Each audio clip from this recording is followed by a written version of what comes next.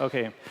So I'm not a data scientist. I am a software developer. And I kind of like being a software developer because aside from doing software development in my job, I also get pretty good chances to do software development in my own private life. So a couple of years ago, I was dating a girl named Lana. And Lana worked in quality control for a large pharmaceutical company. Quality assurance, actually. I don't know the difference. It's the same thing to me, but she always corrected me. So quality assurance. So every month or so, she would start bringing home a bunch of Excel files to work on over evenings and weekends. And this happened fairly regularly, about, I don't know, once a month or once in 2 months. And I was a bit annoyed at this at first. But after it happened a couple of times, I kind of realized, well, this is maybe my chance to do something useful, to impress my girlfriend, and maybe kind of do something about this. So I told her, Lana, I'm doing something about this. Stand back. This is my chance to shine. So I took a look at what she was doing. And basically, what she was doing were kind of operations that were fairly typical for a database, but they were hell to do in Excel. So it was kind of joining tables, sorting, filtering, grouping, stuff that's very natural to do in databases, but in Excel, it was very tricky to do. So I started off kind of building a plugin that was specific for her situation, because I had built Excel plugins before. But I kind of realized as I was implementing the logic that the idea was just to have kind of a tab in the ribbon where she would have like a button that would say Lana, she would press it, and out would come her reports. Instead, I kind of recognized that what I was doing was re-implementing database operations. So instead of coding everything myself, I realized I could take an existing database engine, host it inside my plugin, and use that to do the heavy lifting. And instead of hard coding the queries for her specific situation, I would expose a text box for myself for entering queries, a grid for displaying results, and a bunch of buttons that would do various stuff like load data and run queries. So that went pretty well. After, I don't know, a couple of days, I was done with the first version, and then I sat down with Lana. We together wrote the queries for her specific situation, and then we kind of waited about a month until the next time she had to process her giant batch of Excel files. So when that joyous day came, we kind of fired off the plugin for a test run, pressed F5, and we were basically done the first time we pressed F5. So the queries did most of the work. So the entire process with copying and pasting and stuff like that took about 1 hour. And that's 1 hour down from about 4 or 5 days that same process took before this plugin. So the way she normally did it, that would have taken like 4 or 5 days. So I was pretty happy about this, but not just for the fact that I kind of reduced her workload to about an hour from several days worth, but because this seemed like something that was like a tool that had general purpose use. So in order to figure out if it does have general purpose use, I polished it off quite a bit. I posted it on Reddit Excel, and in a matter of hours, it collected about 100 upvotes, which is pretty encouraging considering it's Reddit Excel. It's not a huge subreddit, so hardly anything gets 100 upvotes on Reddit Excel. So this was very encouraging. So encouraging that I kept working on the project more and more, and after a while, well, Lana was initially very happy about this, but after like a month or two of this, she was kind of getting pissed off because now instead of her spending time in Excel, I was spending time in Excel. So that kind of backfired for her, but it was pretty nice for me because I had a nice techie pet project I could work on. So I used Reddit several times after that, and I posted on Hacker News as well. And being a techie person, I wasn't all that into sales and marketing, and I figured I could neglect those, and I could just focus on Reddit and Hacker News, and that's not how you launch a business.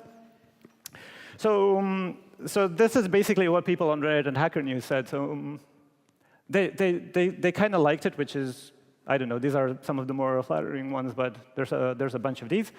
So I recently wrote a blog post about how this all started, and the blog post kind of unexpectedly went viral. So on Hacker News, it got like 1,000 upvotes. On Reddit, it got like 2,000. So this is uncommon for techie stuff on Reddit and Hacker News. So as far as the community went, this was very encouraging. So rather than kind of stick to text, I want to show you what it looks like. So when you install it, you get this tab in the ribbon here, and you get this development area down here. I'm not sure if you guys can all see it.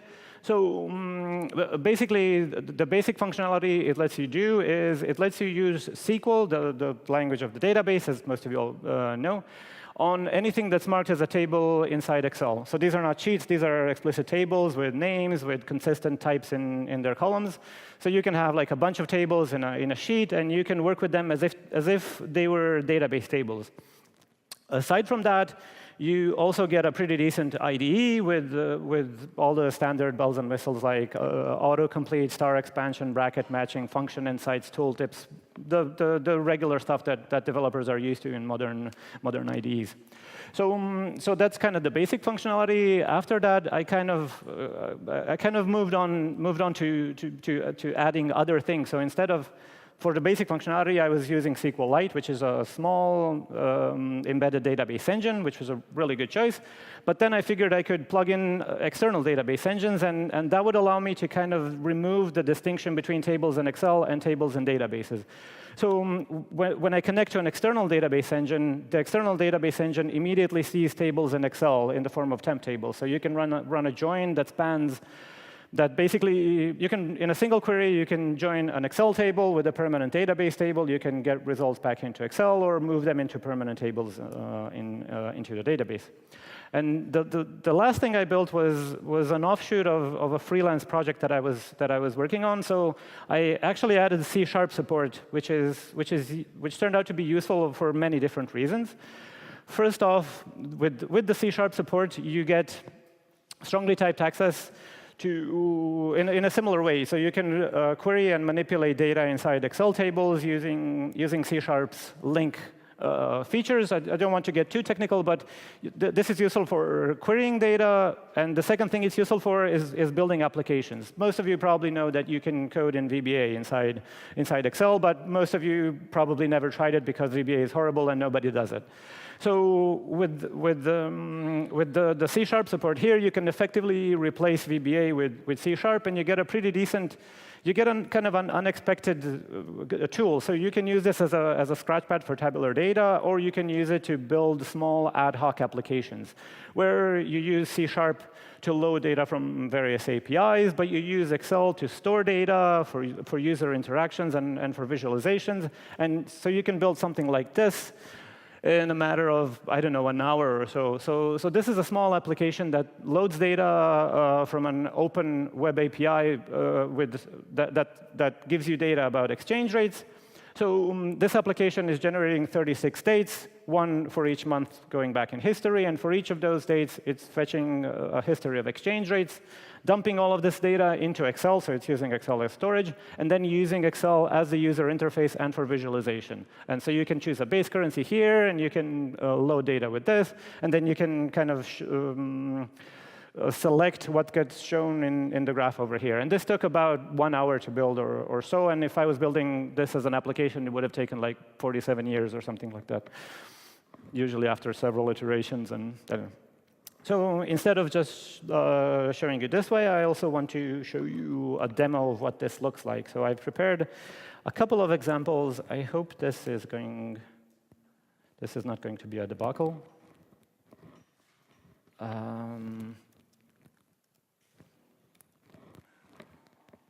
OK, that's better. Cities and countries.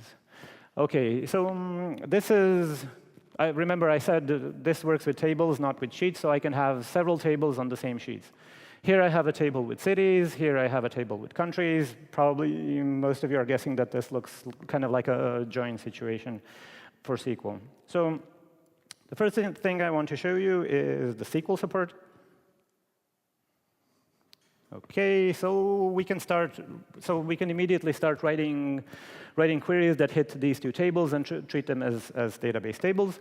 So for a start, I also have support for snippets, which is very fancy. So we can select everything we have in cities, and here we see a list of cities. And for this to make any sense, it would make sense to do something a bit more interesting, like, I don't know, find all the cities where the population is between 1 million and 2 million. OK, I have an extra 0 here. OK, so I have a bunch of cities here. It would be pretty useful if I could connect these results to the data over here, and that's also something I can do by. So each table over here has a hidden column called address, and if I run this, we can see for every result in the results grid, we can see where it came from, and more than that, if I double-click it, it takes me to that row in Excel. But this isn't just useful for finding rows that satisfy a certain criteria. So the database engine can actually interact with Excel. So I can use this, for instance, to fiddle around with the background color of all the cities that satisfy this criteria. So this is just selecting from one table. Since this is kind of a typical inner join situation, I'm going to show you what that looks like. So cities, inner join countries on c.country code equals c2.code. So I can join. Basically, I can do any sort of operation that I could do in a database. So I can perform joins, filters, select queries. I can use common table expressions, whatever I basically want to, because SQLite is a fantastic little database. So this is fairly typical stuff for a database. But one thing I couldn't do in a database is I couldn't use the database to work with individual cells, and that's something I can do here. So I can do something like this. So for instance, I can select some cells in Excel, press F5, and I get a list of the cells in the selection, and I can use that to update or modify the cells and whatnot. I don't want to go too much into detail with this. The second thing I mentioned was let's say I've used SQL to kind of clean this data, modify it, manipulate it, and whatnot. And right now, I want to import it into a database. So I can select which type of database I want to over here. I can configure the connection string. And here, I basically select which Excel tables I want to see in the database in the form of temp tables. So let's say I want to see both of them. As soon as I connect, I basically see tables from Excel in the form of database in the form of temporary tables here. And I'm not sure. Probably you don't see this, but yeah. So the workbook tables, I can see them here as temp tables, and the database tables I can see here. So right now, I can run a join query that basically joins permanent database tables with tables from Excel. And this is kind of useful. So one of the bigger problems people face tech people face with spreadsheets is moving data in and out of them. So this is something that kind of goes a long way to help with that. And the most interesting thing that I wanted to show you today is the C# support, which is kind of the feature that I'm personally most fond of, being a developer myself. So over here, I have a table that contains data about bakeries. It basically contains the name and address of a few bakeries. And so one thing I can do is I can query this data. I can sort and filter and whatnot. But I can also use C# to do more interesting things. I can use C# to pull data from other sources. So for example, let's get rid of these bakeries over here, and let's reload them from the web. And I'm actually going to scrape them from a website. So for instance, this website over here is something that I found, I don't know, a couple of days ago. while looking for examples for this. So it has a list of bakeries in New York, and for each bakery, it has the name of the bakery and the address. And if we look here, we can see that this data is contained in a venue, in a tag. OK, you guys can't even see this, so it doesn't matter.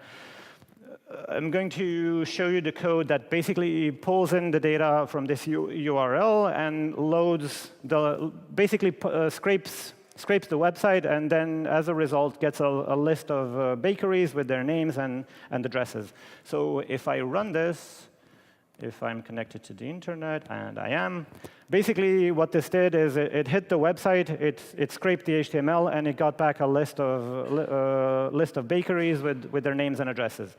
So one thing that I basically want to do here is I know these bakeries exist, I know their addresses, but this doesn't really tell me where they are. So I also want to find out their GPS addresses. So in order to do that, I'm going to use a separate bit of C#, and this is also a fairly small and simple script. And what it does is it updates this table.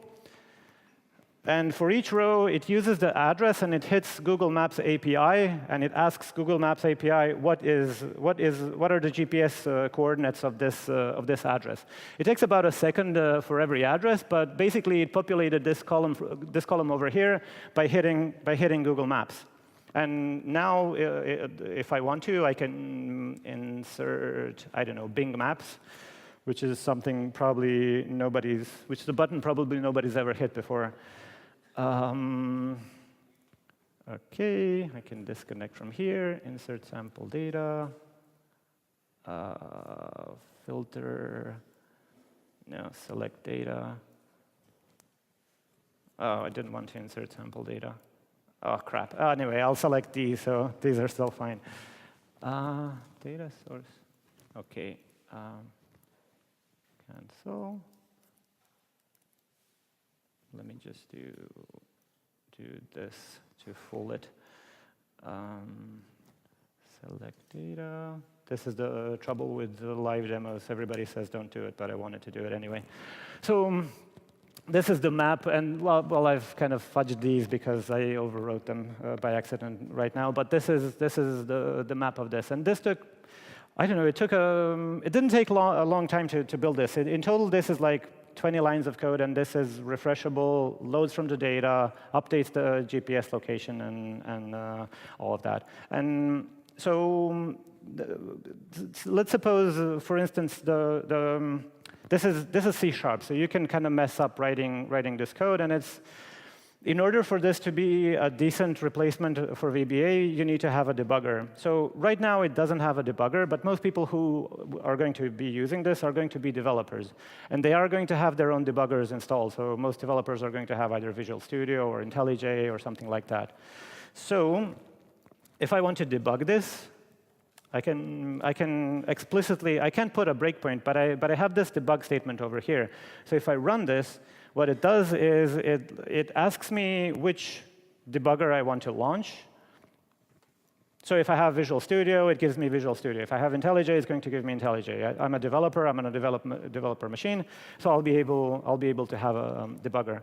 For some reason, it sometimes doesn't give me syntax highlighting, but if I close it and reopen it again, then it does. So for instance, here I can see the URL that I'm hitting. I can also see the response that I'm getting from the Google Maps API. So this is what the Google Maps API is returning, and I can execute my own code line by line. So this is the code that I have embedded in Excel. So there you have it. So the idea of this tool is to make spreadsheets much more accessible to tech users, because basically, whether we want to or not, we're exposed to a bunch of spreadsheets, especially if we work in corporations. We might not like spreadsheets, but business people around us do, and we kind of need to have slightly better tools to be able to handle spreadsheets and to output data in the form of spreadsheets. So that's it for me. Thank you very much.